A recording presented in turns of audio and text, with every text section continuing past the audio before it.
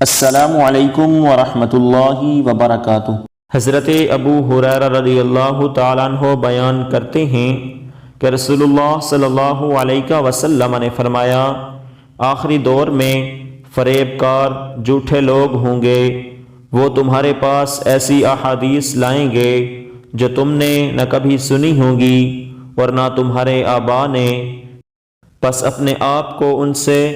اور انہیں اپنے آپ سے دور رکھو تاکہ وہ تمہیں گمراہی اور فتنے میں مبتلا نہ کر دیں۔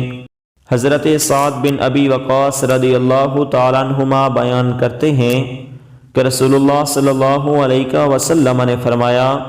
مسلمانوں کے حق میں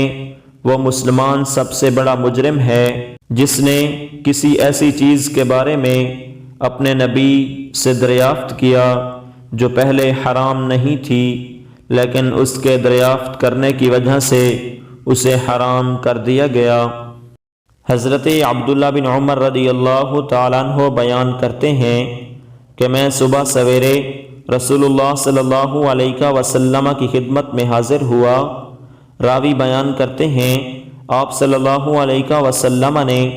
دو آدمیوں کی آواز سنی جو کہ کسی آیت کے بارے میں جھگڑ رہے تھے، تو آپ صلی اللہ علیہ وسلم غصے کی حالت میں ہمارے پاس تشریف لائے۔ غصے کے آثار آپ کے چہرے پر نمایاں تھے۔ آپ صلی اللہ علیہ وسلم نے فرمایا، تم سے پہلی قومیں کتاب میں اختلاف کرنے کی وجہ سے ہلاک ہوئیں۔